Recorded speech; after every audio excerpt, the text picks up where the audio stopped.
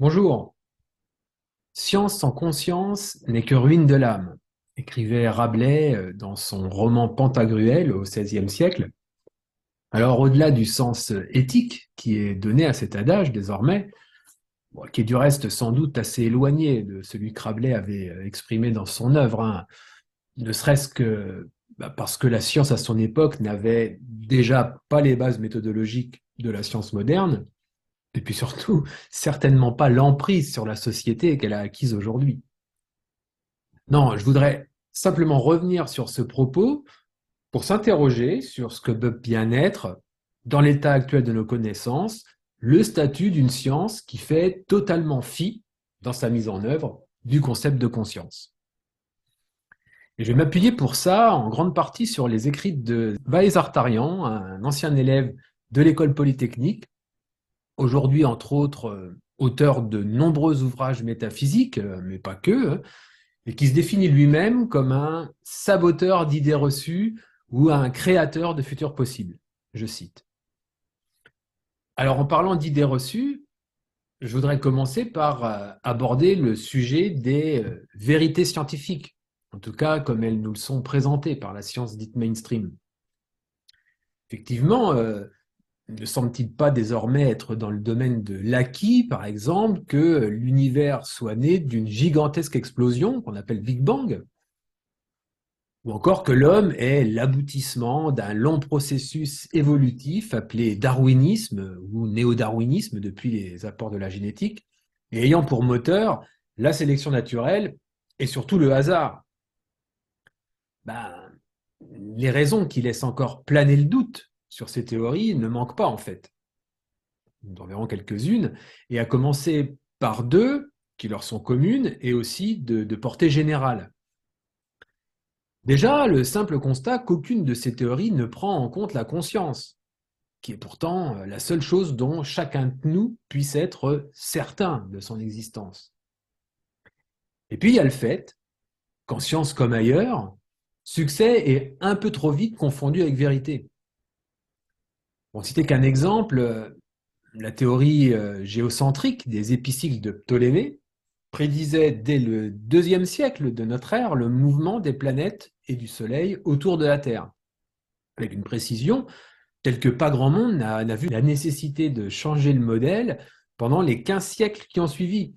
Il a fallu attendre au XVIe siècle les interrogations philosophiques de Copernic sur la légitimité de ces trajectoires complexes, et puis les lois mathématiques de Kepler au XVIIe pour que le modèle soit définitivement abandonné. Vous voyez qu'on ne saurait donc présumer de la qualité des prédictions d'une théorie qu'elle a quoi que ce soit de sensé à dire à propos de la réalité. C'est pas parce qu'une théorie est cohérente avec les observations qu'elle est forcément en totale adéquation avec le système qu'elle tente de décrire. Et ne nous faisons pas d'illusions. Les théories modernes, toutes puissamment prédictives qu'elles soient, ne sont pas différentes. On voudrait bien qu'elles nous décrivent fidèlement la réalité alors qu'elles ne sont définitivement aptes qu'à répondre à des questions du genre si je fais ceci, j'observe cela. Oui, cette distance entre théorie scientifique et vérité a bien été évaluée par un philosophe des sciences du XXe siècle, Thomas Kuhn, qui a introduit la notion de paradigme. Un paradigme, c'est une représentation du monde, une manière de voir les choses. C'est un modèle cohérent du monde qui repose sur un fondement et il désigne ainsi l'ensemble des croyances, des valeurs et des techniques qui sont partagées par les membres d'une communauté scientifique au cours d'une période de consensus théorique.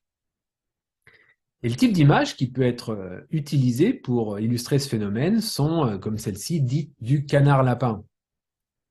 En effet, un certain nombre d'entre vous ont sans doute d'abord vu dans cette image celle d'un canard, alors que d'autres y ont vu celle d'un lapin. Puis, quand on le sait, ben, il n'est pas très compliqué de passer de l'un à l'autre, hein. L'œil reste commun aux deux, bien sûr, mais le bec du canard devient les oreilles du lapin et vice-versa. Il est d'autant plus amusant de voir que la nature se joue elle-même de cette ambivalence, hein. Vous avez à gauche la parade nuptiale du garrot à œil d'or, un canard plongeur, et à droite, une photo d'un corbeau en gros plan qui laisse toutes deux apparaître cette même confusion. Mais notez bien que dans tous les cas, vous ne pouvez de toute façon pas voir les deux en même temps. C'est soit le canard, l'oiseau, soit le lapin. Et c'est ça qui illustre bien le fait que, suivant le point de vue, le positionnement mental, quelque part, dans lequel vous vous placez, mais votre cerveau est capable de voir une réalité ou bien une autre, tout en observant la même scène. Et c'est en cela que réside le phénomène de paradigme. Et l'histoire des sciences nous a montré que le passage d'un paradigme à un autre entraîne de fantastiques révolutions scientifiques qui amènent avec elles un basculement tout aussi révolutionnaire dans notre vision de la réalité, et avec des répercussions majeures sur le plan sociologique. Dans l'exemple de la révolution copernicienne qui a succédé au géocentrisme de Ptolémée qu'on a évoqué tout à l'heure et qui plaçait donc la Terre au centre de l'univers et l'homme avec, Copernic, non sans difficulté certes, et a fait prendre conscience que c'est elle, la Terre, qui tournait autour du Soleil. Et puis, on a compris ensuite que le Soleil lui-même tournait autour du centre de la galaxie, que la galaxie n'était qu'une parmi des centaines de milliards d'autres.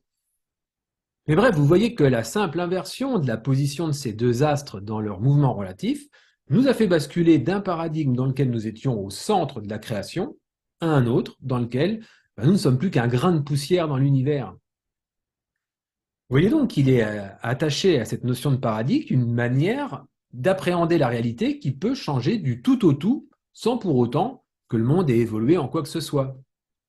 Et c'est bien notre positionnement mental, notre manière d'aborder les choses qui fixe la représentation du monde que l'on observe. Selon Kuhn, l'adoption d'un paradigme par la communauté scientifique dure tant qu'il n'y a pas d'obstacles, d'anomalies qui le contredisent et qui viennent créer une crise permettant l'émergence d'un nouveau paradigme. Alors aujourd'hui, c'est bien la crise. Les anomalies sont légion, c'est ce que nous allons voir tout à l'heure. Mais tout d'abord, pour revenir à la remise en question d'au moins une des deux vérités scientifiques que j'ai énoncées au début, à savoir le néo-darwinisme et son hasard des mutations couplé à la sélection naturelle, je vous propose d'évoquer quelques exemples dans la nature qui interrogent sérieusement sur ce fameux principe. Alors l'exemple emblématique, continuellement repris pour montrer le moteur darwinien de l'évolution, est celui de la phalène du bouleau. Au début du 19e siècle, on observe que ces papillons, qui peuplent les forêts de bouleau, sont majoritairement clairs, comme l'écorce de ces arbres. Et puis survient la révolution industrielle, d'innombrables usines se mettent à cracher alors sans discontinuer de la fumée de charbon, et les troncs se couvrent de suie. Du coup, vers la fin du siècle, les papillons sont devenus majoritairement noirs. Alors l'explication est la suivante. Être de la même couleur que le tronc sur lequel le papillon se pose diminue le risque de se faire repérer par un prédateur, donc de se faire manger. Autrement dit, le hasard des mutations du génome aurait engendré à la fois des individus clairs et des individus sombres, et la sélection, opérée ici par les prédateurs, aurait conduit à l'élimination des moins adaptés.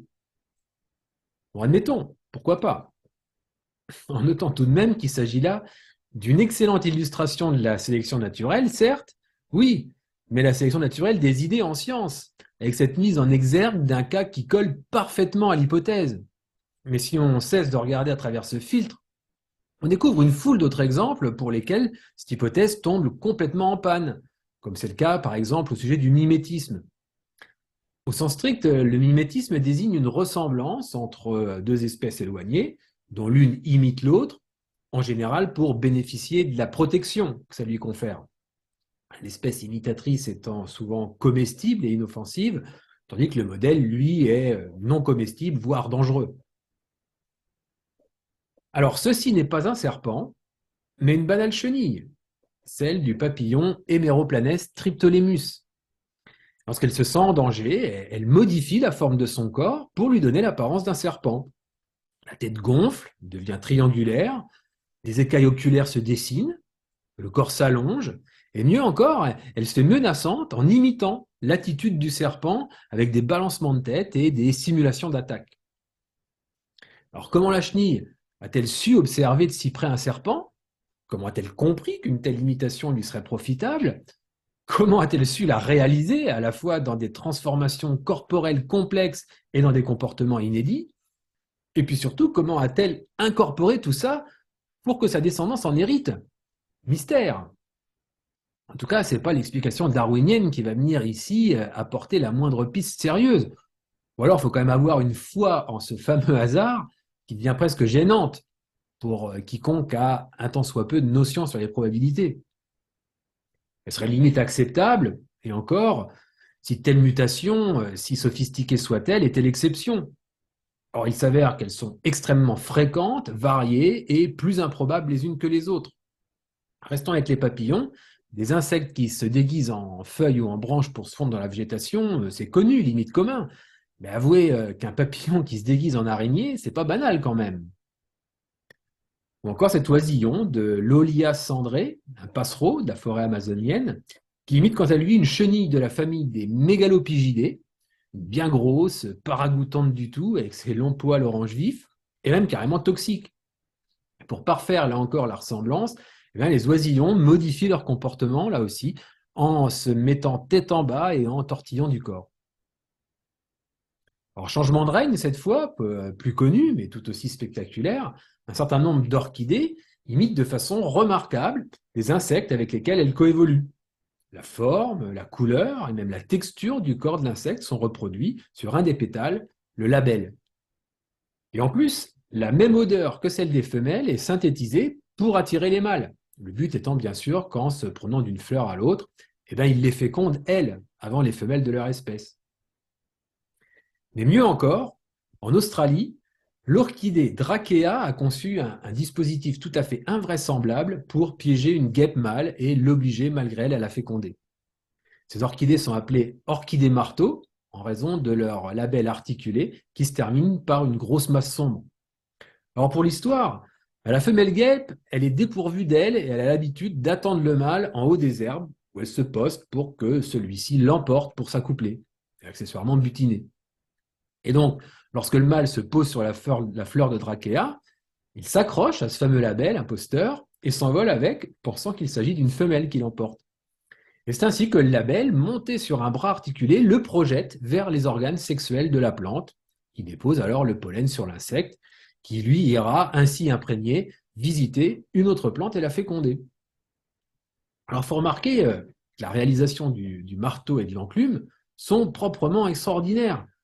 L'orchidée ne s'est pas contentée d'imiter la guêpe femelle au point de tromper les perceptions du mâle, hein, comme bien d'autres de ses congénères. Elle a aussi calculé avec une grande précision tous les éléments du dispositif. En particulier, le marteau, il se bloque à une courte distance de l'enclume, correspondant juste à l'épaisseur du thorax de l'insecte, parce qu'il doit juste frapper l'organe sexuel de la fleur et pas y être assommé, encore moins écrasé. Et enfin, pour que vraiment aucun grain de sable ne vienne dérégler cette belle mécanique, la floraison des orchidées marteaux intervient juste avant que les vraies dames guêtres ne sortent de leur trou. Ces messieurs les mâles n'ayant alors pas d'autre alternative que ces labels travestis. Et bien sûr, non contente d'avoir inventé ça une première fois, l'orchidée a elle aussi trouvé le moyen de l'intégrer dans son propre génome pour le transmettre à sa descendance. Il y a de quoi remplir des bibliothèques entières d'exemples en tout genre de ce type de mimétisme. Alors, en voici un dernier pour achever de nous convaincre que ce qui nous paraît invraisemblable, eh bien, la nature le fait avec une facilité déconcertante. Bocchilia trifoliata est une plante grimpante endémique des forêts d'Amérique du Sud. Et ce qui la rend si unique, c'est sa capacité à modifier ses propres feuilles pour les rendre semblables à celles de l'arbre auquel elle s'accroche. L'imitation est remarquable et porte sur de nombreux critères facilement observables et mesurables. La forme, la taille, qui peut varier énormément selon l'arbre hôte, la couleur, le dessin des nervures. Bocchilia trifoliata est ainsi capable d'imiter une douzaine d'arbres différents. Et encore plus remarquable, un même individu qui pousse sur plusieurs arbres différents va modifier localement ses feuilles pour s'adapter à chaque hôte. Et notez bien qu'il s'agit ici d'une plante grimpante et non pas d'un parasite. Ce qui signifie qu'il n'y a pas de connexion physiologique entre elle et l'arbre support. La manière dont elle s'y prend pour imiter localement les feuilles de son environnement immédiat reste totalement inconnue. Tout ce qu'on peut dire, c'est qu'elle dispose indéniablement de facultés de perception sophistiquées et d'un contrôle poussé de ses propres processus de croissance. N'ayons pas peur des mots. Il y a là de l'intelligence et de la créativité au service d'une intention manifeste. Ce qui ressort de tout ça, c'est que certaines formes de certains organismes vivants, tant chez des individus qu'au niveau des espèces, ne sont pas de simples bouts d'espace remplis de matière organique façonnée par des forces physico-chimiques aveugles. Ces formes doivent avoir un sens pour les entités qui les perçoivent, et elles manifestent une intention de la part des entités qui les conçoivent, avec un certain savoir-faire pour manipuler la matière à un niveau très profond. Bref, il paraît extrêmement clair que l'intention informe la matière et lui donne formes et mouvements. Alors, il est bien évident qu'à ce stade, il serait abusif de généraliser en prétendant que toutes les manifestations du vivant sont intentionnelles. Mais disons que pour l'instant, nous pouvons au moins conclure ceci. Un, il est des cas où qualifier d'intentionnels les formes de certains organismes vivants est bien plus économique et sensé que de s'en remettre à un hasard auto-organisateur. Deux, ces cas sont si nombreux qu'il serait malvenu de les dédaigner en les traitant de simples exceptions. Et puis trois, le vivant sait jouer avec les lois de la matière pour conformer celle-ci à ses intentions, aussi extravagantes soient-elles. Mais dès le départ, en fait, les sciences physiques se sont construites sur l'exclusion de la conscience et de la subjectivité qui lui est attachée. Il s'agit de ne plus se satisfaire de descriptions, de sensations ni d'opinions. Avec la science, la température, par exemple, devient une grandeur qualifiant un état de la matière, un nombre unique, parfaitement spécifié, mesurable et calculable sans tenir compte de l'observateur. Ainsi, les sciences physiques prennent pour objet exclusif le monde matériel, supposé par ailleurs exister réellement, en dehors et indépendamment de tout observateur. Parce que le physicien classique, il veut tout à la fois représenter, c'est-à-dire décrire la substance du monde réel, expliquer par la causalité qui lie les objets entre eux, et surtout prédire, connaître l'état futur, étant sous-entendu que le temps est posé comme un absolu dictant sa loi à tout ce qui est. Le succès se mesure alors à la justesse des prédictions. Et celui-ci devient même le critère de la vérité, c'est-à-dire de la correspondance parfaite entre la représentation du monde et le monde lui-même. Et des succès, il n'en a pas manqué, effectivement, à partir du développement de la physique newtonienne. Le problème, c'est que les 10 succès ont engendré l'illusion que tout devait être explicable par la matière et ses mouvements, sans qu'il soit besoin de recourir à toute autre substance, et surtout pas de type esprit, conscience ou âme qui avait une connotation religieuse. Oui, mais tout ça, y compris les êtres vivants, y compris l'évolution, y compris les états mentaux, y compris les comportements, et y compris la conscience elle-même devenue, chemin faisant, un simple épiphénomène. En fait, selon ce réductionnisme matérialiste, la doctrine selon laquelle tout doit être réduit à de la matière, le monde ne serait guère différent s'il n'y avait pas de conscience. Oui, mais problème, tout ça n'est qu'une croyance. Il n'y a pas besoin de recourir à de savantes élaborations philosophico-épistémologiques pour s'en rendre compte et réaliser que c'est précisément l'inverse qui est vrai. En fait, la conscience est carrément nécessaire au monde matériel décrit par les sciences physiques. Les arguments sont assez variés. Constatant pour commencer, et je l'ai déjà dit en introduction, que la seule chose dont chacun de nous puisse être certain, c'est bien l'existence de la conscience. Pour le reste, le doute est permis. À quoi renvoient réellement nos sensations? Existe-t-il même un monde matériel extérieur? Aucune certitude. Je vous renvoie pour ça à la série de conférences que j'ai faites sur l'idéalisme analytique de Bernardo Kastrup. Et puis quand bien même on admet l'existence d'un tel monde matériel extérieur, les sensations qui se forment dans notre conscience sont incommensurables avec les phénomènes physiques qui sont censés les engendrer. Par exemple, il n'y a pas de couleur ni de notes de musique dans l'univers physique décrit par la science. Il y a seulement des ondes électromagnétiques ou acoustiques. Couleurs et notes n'existent que pour une conscience qui soit apte à se les représenter en interprétant les données du monde physique. Par conséquent, la conscience et ses contenus ne peuvent être réductibles à la matière. En fait, les théories scientifiques elles-mêmes sont indissociables de processus conscients. Regardez, suivons un peu le cheminement de la méthode scientifique. En amont, il y a toujours une intention consciente de chercher à acquérir des connaissances sur le monde. Alors celle-ci conduit alors à sélectionner consciemment un phénomène particulier à observer. Et même si la caractérisation du dit phénomène doit être conditionnée par l'usage d'instruments, les sensations qui sont ainsi extraites du monde matériel sont converties en informations qui font sens. En général, par un processus de numérisation. Par exemple, une vitesse est représentée par un nombre. Et puis au final, ces informations elles sont organisées en une théorie mathématique abstraite qui ne fait sens que dans la conscience d'un physicien apte à la comprendre. Ce point est tellement évident et indiscutable que les scientifiques partisans du réductionnisme matérialiste espèrent encore s'en tirer en supposant un parfait isomorphisme, c'est-à-dire une correspondance totale entre ces théories à succès et la réalité physique. Bah oui, mais sauf que plusieurs arguments montrent que ce n'est pas possible. Déjà, n'importe quelle théorie est compatible avec diverses interprétations, c'est-à-dire différentes représentations du monde, et qui vont parfois jusqu'à se contredire. Par exemple, il existe diverses interprétations de la théorie quantique qui sous-tendent chacune des conceptions métaphysiques de la réalité qui n'ont absolument rien à voir les unes avec les autres, bien qu'elles soient totalement équivalentes mathématiquement et donc parfaitement indiscernables expérimentalement. Je veux dire, ce ne sont pas les observations expérimentales qui peuvent permettre de dire que l'une de ces interprétations soit plus valable qu'une autre.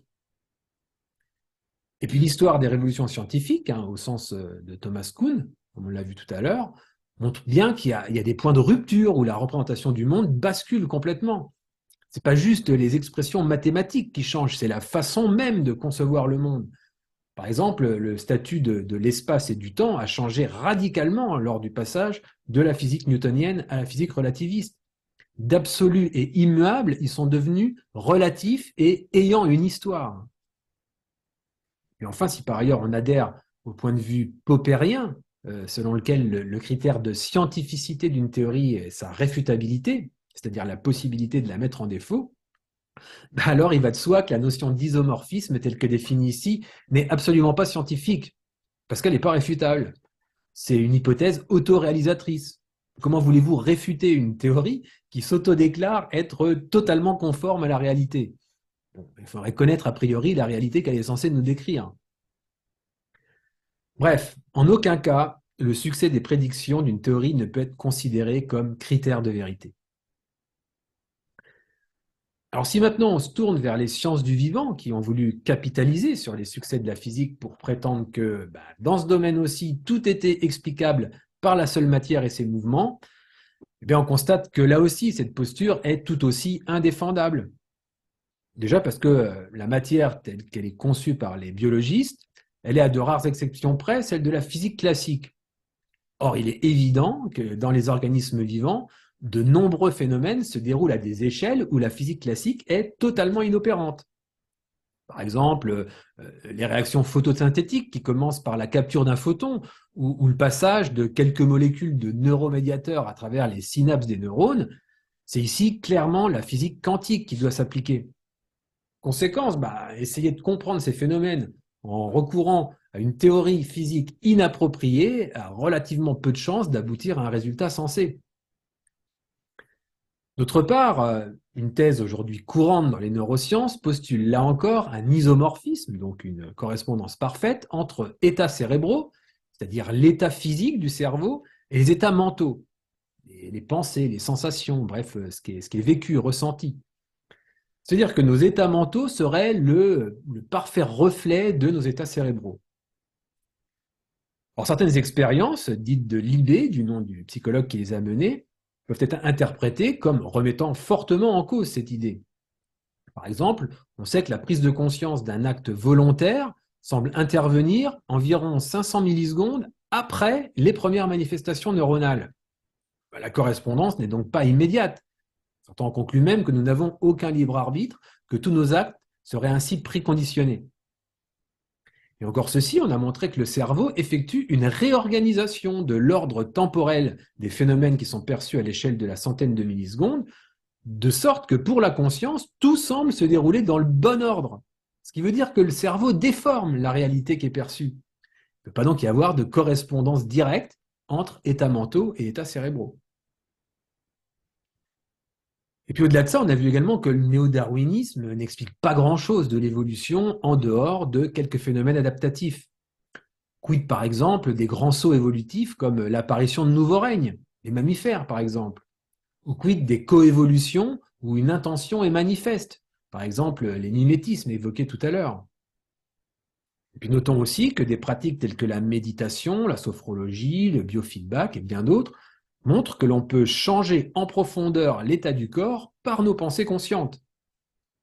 Comprenons bien que c'est l'état de conscience, lequel d'ailleurs peut être induit par une tierce personne, qui précède l'état corporel, et non l'état de conscience qui résulte d'un état corporel.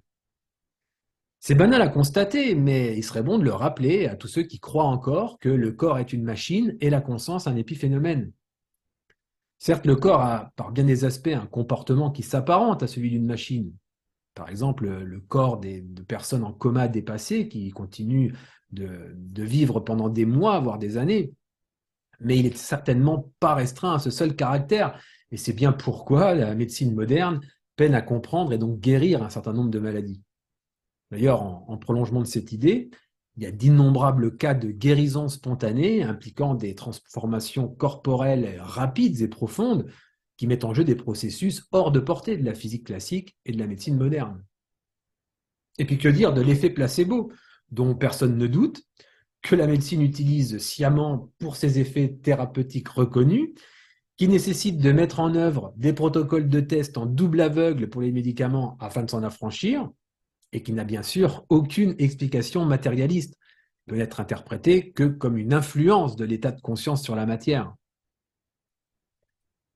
Alors pour finir sur cette nécessité de revoir le statut de la conscience dans les sciences du vivant, j'évoquerai toute cette manne d'expériences malproprement nommées parapsychologiques, montrant quant à elles que la conscience est capable d'acquérir des informations et agir sur le monde par des voies qui défient les règles de la physique classique. Psychokinèse, précognition, clairvoyance, télépathie, etc. Et ceci vaut tout autant pour l'homme que pour les animaux. D'ailleurs, étudier ce genre de phénomène sur les animaux n'est pas courant, certes, mais c'est particulièrement intéressant parce que ça permet de passer outre divers problèmes qui affectent les expériences avec des humains, comme les croyances en la réalité ou non des phénomènes, le désir, que ça marche ou pas, ou encore la tricherie. Et je vous renvoie aux travaux de Rupert Sheldrake sur les pouvoirs inexpliqués des animaux. Mais voilà, beaucoup de scientifiques ne croient pas en ces phénomènes. Ils les jugent d'emblée impossibles. C'est vrai qu'ils le sont dans le cadre de la physique classique, ce qui les arrange bien, parce que ça leur évite d'avoir à examiner les expériences qui les confirment. Soit dit en passant, hein, celles-ci sont conduites avec une rigueur qui est bien supérieure à celle ayant cours dans la plupart des laboratoires. Près de 80% des expériences de parapsychologie seraient faites en aveugle, contre 30% en gros dans les sciences médicales et pratiquement zéro dans les sciences physiques.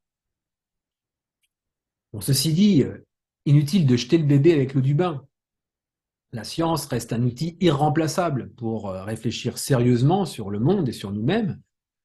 Il faut juste savoir la regarder en face et avec l'ouverture nécessaire pour à la fois entendre les messages qu'elle délivre et puis ne pas lui faire dire ce qu'elle est inapte à concevoir. Gardons de la science essentiellement cette méthode très pertinente de confrontation entre idées et observations, et puis considérons le reste avec un maximum de circonspection. Et en l'occurrence, la science, elle a mis à jour un certain nombre de résultats très intéressants qui seraient bons de prendre au sérieux, des résultats qui s'apparentent aux fameuses anomalies que Thomas Kuhn identifiait être les signes précurseurs d'un changement de paradigme. Alors, voici un tableau qui liste ces principales anomalies, que je détaille dans différentes vidéos sur cette chaîne, mais ce n'est pas mon propos ici, je les mentionne juste pour la forme. Je voudrais simplement m'attarder quelques instants sur un élément singulièrement important qui émane de cette liste d'anomalies, c'est le fait que le vide serait tout sauf vide. Et effectivement, plusieurs théories à ce jour évoquent la possibilité à l'espace-temps de s'étendre à davantage de dimensions que celles que nous lui accordons de manière intuitive, à savoir 3 dimensions d'espace et 1 dimension de temps. C'est le cas par exemple de la théorie des cordes, qui est sans doute la plus connue du grand public, mais il y en a d'autres, hein, la théorie de Kaluza-Klein, la conjecture de Maldacena. Ce sont des théories extrêmement respectées dans la communauté scientifique, bien qu'elles ne soient pas réellement validées sur le plan expérimental, et dans lesquelles l'espace-temps pourrait revêtir jusqu'à 11 dimensions, voire plus encore. Et au-delà de ces théories mainstream, disons, que je ne mentionne que pour accréditer d'une certaine manière cette notion de devoir imaginer que nous ne connaissions pas toutes les dimensions de l'univers dans lequel on évolue, les travaux de Philippe Guillemont au CNRS ont montré eux aussi la nécessité d'ajouter 6 nouvelles dimensions à l'espace-temps. Mais l'intérêt de ces travaux réside dans le fait qu'il a pu assigner à ces dimensions supplémentaires une fonction déterministe, c'est-à-dire un rôle quant à la détermination de la réalité telle qu'elle nous apparaît. Et donc une meilleure compréhension de la dynamique de l'espace-temps, comment celui-ci évolue. À savoir que 3 de ces nouvelles dimensions sont nécessaires pour déterminer la destination, c'est-à-dire qu'il faut inclure dans les modèles des conditions finales et pas seulement travailler avec des conditions initiales comme on le fait jusqu'à présent. Il faut donc introduire une finalité, un but à l'évolution du système. Et les 3 autres dimensions servent à déterminer le chemin, parce qu'il y a plusieurs évolutions possibles du système pour arriver au même résultat final. En fait, il a étudié pour ça les trajectoires des boules dans un billard. La mécanique quantique, elle a établi que nous ne pouvions pas connaître avec une précision infinie et la position et la vitesse d'une particule. Ce qui veut dire qu'il y a toujours une certaine incertitude sur la position et la trajectoire de la boule avant le choc. Et quiconque a déjà joué au billard comprend que selon la direction et l'endroit où le choc se produit, la direction prise par la boule après le choc peut varier énormément et dans des proportions qui sont bien plus importantes que les variations de la position de la boule incidente. On voit donc qu'il y a augmentation de l'incertitude sur la position des boules au fur et à mesure qu'elles s'entrechoquent. Alors il montre ainsi par ses calculs que les boules deviennent libres au bout d'un certain nombre de collisions, car l'incertitude sur leur position, choc après choc, devient telle qu'elles finissent par avoir la possibilité de se trouver à peu près n'importe où, avec des vitesses et des directions qui peuvent, elles aussi, revêtir différentes valeurs. Et c'est ce qui correspond à un état quantique. Les boules sont dans des états dits superposés, comme le chat de Schrödinger, qui est à la fois mort et vivant, tant qu'on ne l'a pas observé. Et donc, une multitude de possibilités d'évolution du billard apparaît. C'est ce qu'on appelle un multivers, une superposition quantique de différents univers indépendants. Alors, pour restaurer une réalité unique, il semble bien que nous évoluions dans un univers unique et pas dans une superposition de différents univers. Il faut impérativement réinjecter des informations dans le système, d'où la nécessité de ces dimensions supplémentaires qui recèlent ces informations. Alors, entre parenthèses, pour les plus scientifiques d'entre vous, ça revient en fait à devoir conserver la densité d'informations, chose qui est totalement ignorée de la science actuelle. On conserve l'énergie, la quantité de mouvement, mais certainement pas la densité d'informations. Et ce sont en fait les ordinateurs qui rajoutent des informations dans les calculs scientifiques sans qu'on y prenne garde. Les chiffres significatifs sont conservés dans les calculs de l'ordinateur, alors qu'ils devraient être éliminés, jusqu'à ce qu'il n'y ait plus aucun chiffre significatif, témoignant de la perte totale de l'information sur le système. Bon, fin de la parenthèse. Alors, le modèle du billard, c'est un modèle ultra simpliste de ce que peut être, par exemple, l'évolution des molécules dans un gaz, et donc par extension de l'univers tout entier, pris à l'échelle microscopique. Ce qui veut donc dire que l'univers tout entier est quantique et que sa détermination en une unique réalité résulte d'un processus qui ne peut pas être géré par la mécanique classique. Elle nécessite l'introduction d'informations au niveau microscopique, lui permettant de déterminer son évolution macroscopique. Tout ceci est publié et donc admis par la communauté scientifique. La mécanique est incapable à elle seule de déterminer le cours des événements dans l'espace-temps. Elle ne peut le faire que pour un laps de temps d'autant plus court que le système est plus complexe. Et la destination et le chemin des objets de cet espace-temps sont en fait déterminés par des informations qui proviennent de dimensions supplémentaires, donc de l'extérieur de l'espace-temps à 4 dimensions que nous connaissons de manière sensitive. Alors pour en revenir à toutes ces anomalies qu'on n'a pas pris le temps de détailler ici, ce que nous révèlent finalement les théories physiques qui décrivent le monde de l'infiniment grand d'une part, à savoir la relativité, et le monde de l'infiniment petit d'autre part, la mécanique quantique, c'est que le temps, l'espace et la matière n'existent pas, du moins tels que nous les percevons. En fait, temps, espace et matière sont des grandeurs physiques secondaires. Il est bien plus objectif de décrire la réalité en termes de vie, VIE, à savoir vibration, information, énergie. Et encore, C'est l'information qui est sans doute la grandeur physique la plus fondamentale. Tout est information en fait. Il est beaucoup plus rationnel de considérer qu'on vit dans un univers d'information plutôt que dans un univers de matière. En tout cas, une chose est sûre, c'est que le paradigme actuel, que l'on peut qualifier de mécaniciste, un monde de matière qui se déplace dans l'espace au cours du temps, eh bien, il est totalement dépassé. Parce qu'il est indéniable qu'il existe au moins 4 types d'informations non matérielles qui jouent un rôle considérable dans le déroulement des événements et qui infirment par là même les croyances qui sont sous-tendues aux dogmes qui fondent ce mécanicisme. Ces informations, eh bien, elles sont, déjà on vient de voir l'information à l'échelle de l'infiniment petit, qui permet de déterminer le cours des événements au niveau macroscopique, que la mécanique seule ne peut pas gérer, puisqu'elle a besoin d'un ajout d'informations extradimensionnelles, ce qui indique que le déterminisme temporel n'est donc valable qu'à très court terme. Et ça laisse donc la place au libre arbitre, qui reste encore à conquérir et savoir exercer. C'est un autre problème. Et puis au-delà de cette nécessité d'introduire de l'information au niveau microscopique, et donc d'ajouter de nouvelles dimensions à l'espace-temps, on sait qu'il y a forcément de l'information présente en dehors de l'espace-temps à 4 dimensions. Et ça, c'est au travers de l'intrication quantique et de l'indéterminisme quantique. Parce qu'il existe en fait une coordination non locale et atemporelle de l'information dans l'espace-temps. C'est-à-dire que c'est de l'information qui ne dépend ni de l'espace ni du temps, elle est disponible partout et de tout temps. Il faut donc arrêter de mettre systématiquement sur le dos du hasard tout ce que la science n'arrive pas à expliquer. Et puis plutôt envisager sérieusement que nous soyons connectés à ce monde extérieur à l'espace-temps par l'intermédiaire de ce qu'on pourrait appeler une âme, par exemple. Mais il y a aussi l'information du vide. Par exemple, l'énergie noire, responsable de l'accélération de l'expansion de l'univers. Et si le vide est plein d'informations, donc d'énergie, le matérialisme s'effondre et la croyance en particulier que la conscience soit le produit du cerveau devient pour le moins discutable.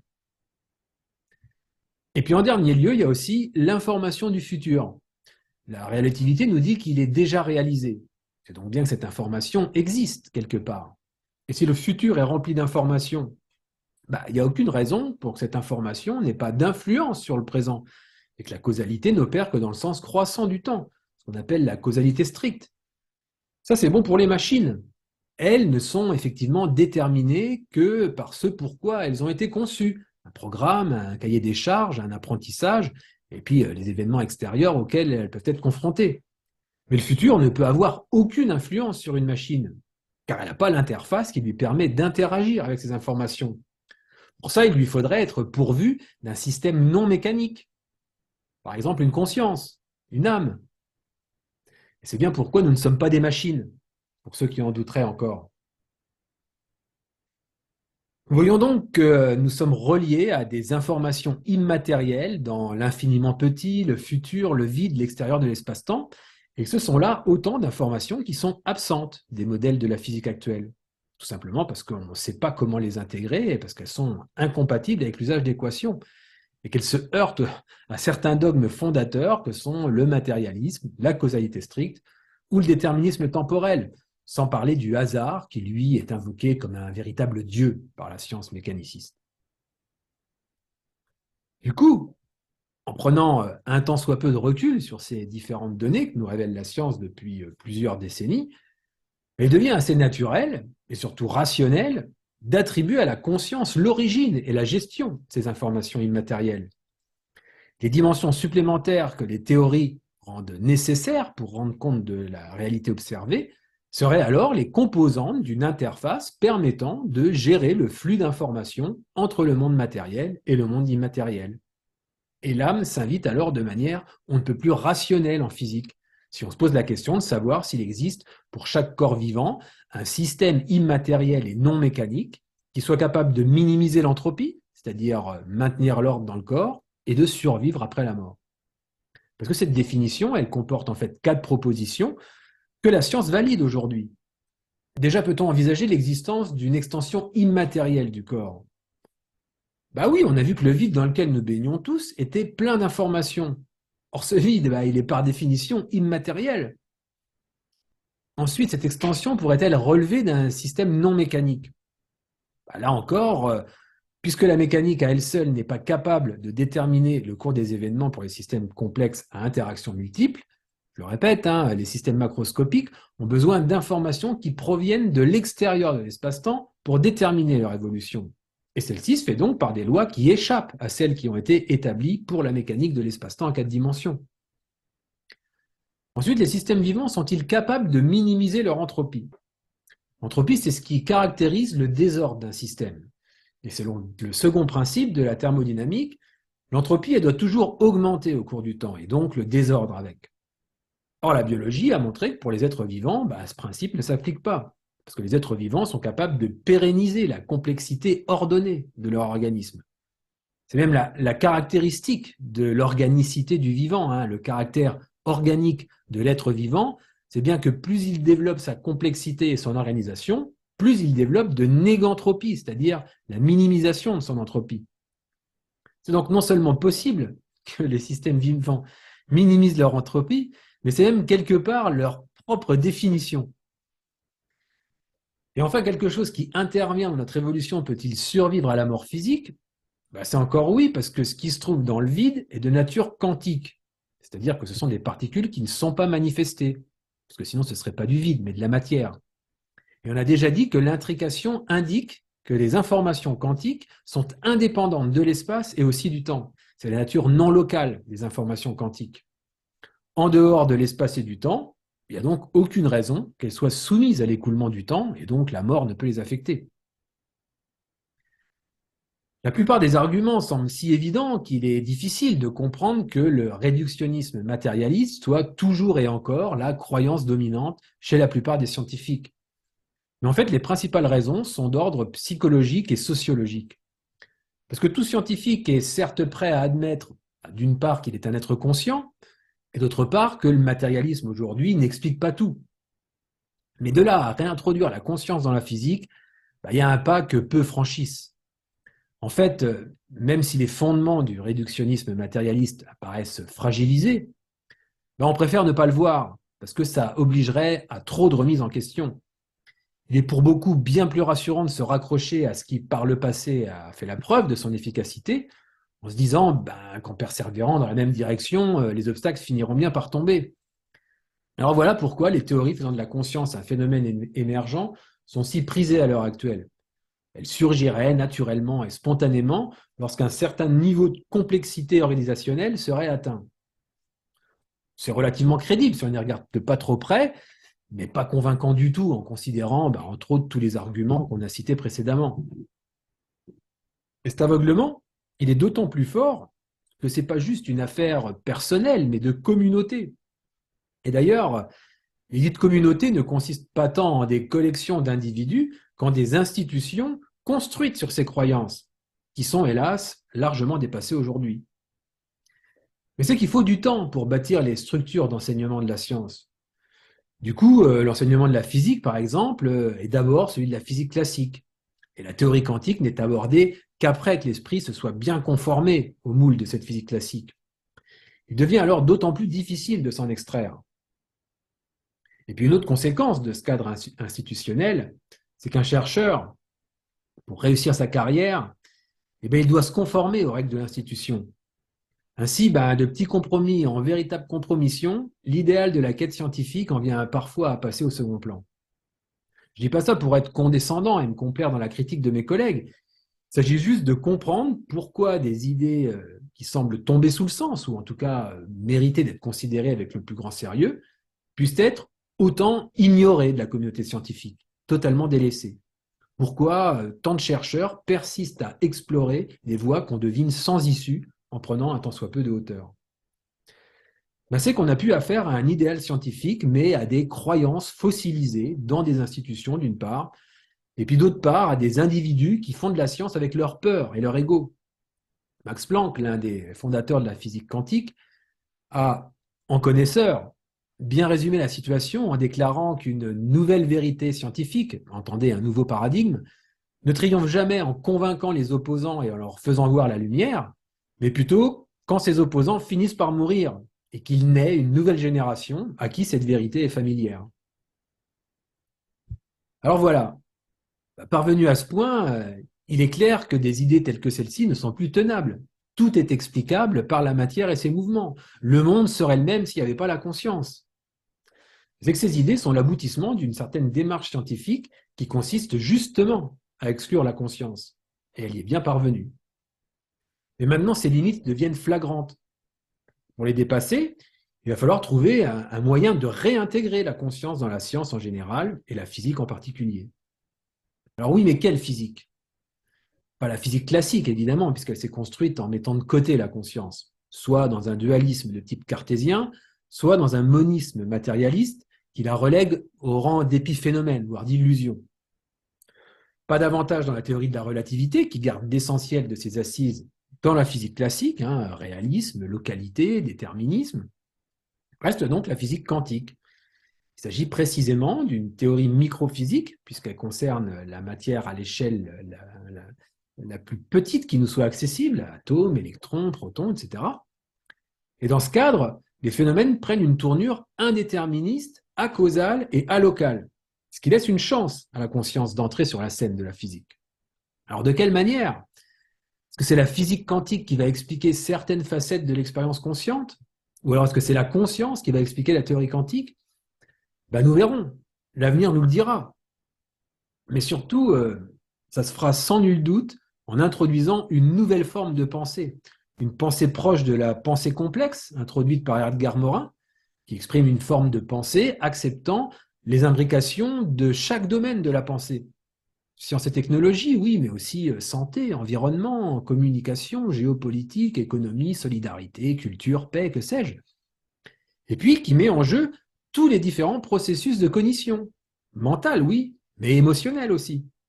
Et ce, dans la plus grande transdisciplinarité, c'est-à-dire en associant dans les projets de recherche des chercheurs en sciences physiques, en biologie et en sciences humaines.